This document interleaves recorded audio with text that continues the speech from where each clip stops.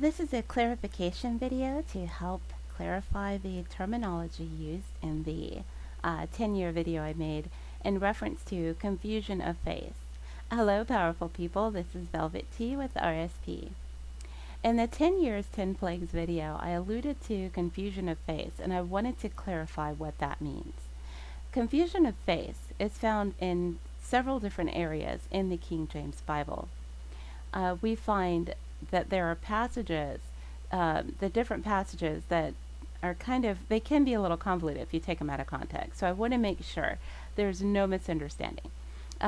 First off, many people seem to think confusion of faith is where you can't tell an Israelite from another nation, and that gives you permission to seek and marry people from other races.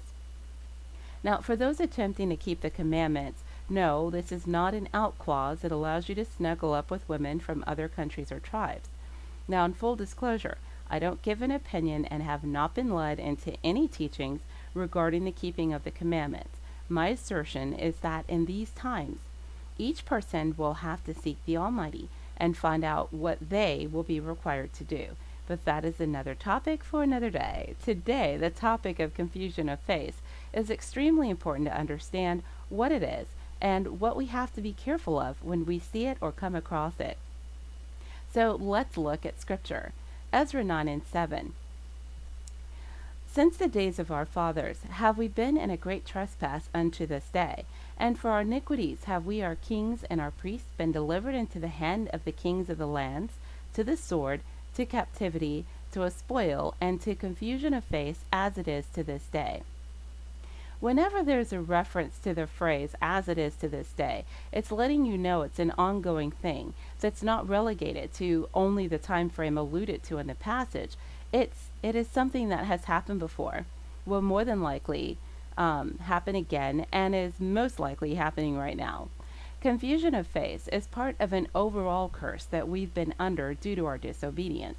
What happens with us as a people is that whenever a leader arises among us, we are easily swayed, will often betray our kings and priests, and this leads the rest of our people into captivity, war, or death.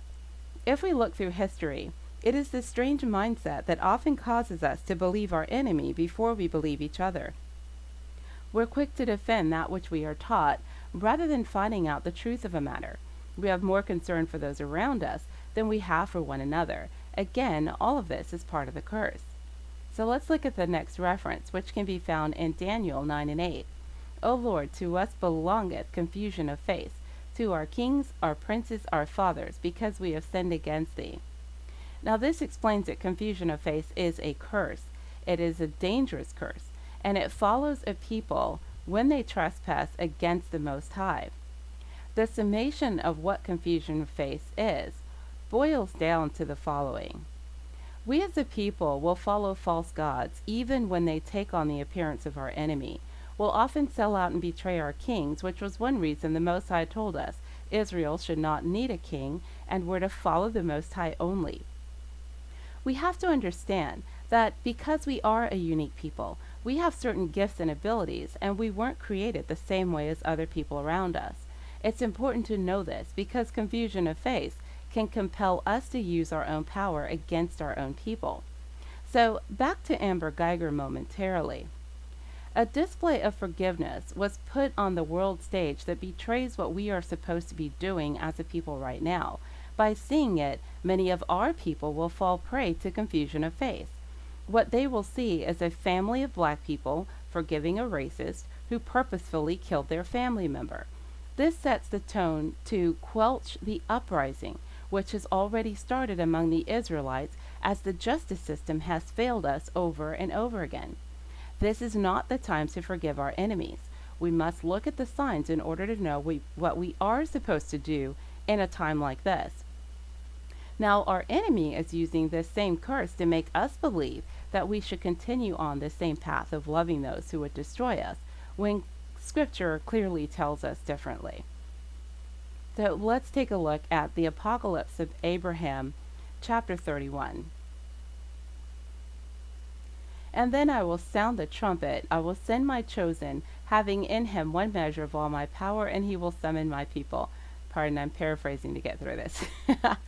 um, my people who are humiliated by the heathen, I will burn them with fire, those who mock them, ruled over them in this age. I'll deliver those who have covered me with mockery over to the scorn of the coming age, because I've prepared them to be food for the fire of Hades, and to be ceaseless soaring in the air of the underworld, of the uttermost depths, to be the contents of a wormy belly. For the makers will see in them justice, the makers who have chosen my desire and manifestly kept my commandments, and they will rejoice with merrymaking over the downfall of the men who remain and who followeth after the idols and after their murders. So, simply put, the Most High is letting us know in this passage that we are not in the time of forgiveness. Now, don't get me wrong. There was a season for it, okay? And it was during that time that we were here to provide a conduit for other nations to seek and serve the Most High. Well, that time has come to an end. With the awakening of God's people from all nations, we have choices to make, and we are all responsible for the outcome and the results of those choices, and that's our enemy as well as ourselves. Small note here, don't start spitting and attacking the heathen, okay? This scripture is in reference to what will take place after the shift and, with the Exodus. And it relates to the age of justice. We're not in the age of justice yet. It is on the horizon. We know we're preparing for it, and we can already see the signs pointing in that direction. So the conclusion of the matter is this. Confusion of faith is a curse, and if you're under that curse, you will find it hard to hear from or accept any information from other Israelites. You'll be under the spell of your enemies and willing to sell out those who represent you. You'll betray those in leadership and quick to side with those who are your oppressor. If you find yourself unable to read the word of the Most High and accept his judgments, his truth, but you are constantly attempting to impose your own understanding based on teachings you receive from your oppressor, you will need to get rid yourself of the curse. So the question would be, how do we do that? So let's go to Daniel 9:13. As it is written in the law of Moses, all this evil is come upon us. Yet made we not our prayer before the Lord our God, that we might turn from our iniquities and understand thy truth. So you start by praying. Then you turn from your iniquities. In other words, if you're doing something you know you shouldn't be doing, stop doing it. Lastly, seek truth. The only way to know if the curse is lifted is to seek your people, seek out other Israelites, hear their words, check their words against Scripture. And if someone has presented themselves as a teacher or a prophet and they look like you, practice listening without the immediate reaction of trying to fight against whatever it is they're saying. I'm not saying believe everything everyone has to say. What I'm saying is, if you see an Israelite reading a scripture, listen, then ask the Most High for clarity or confirmation.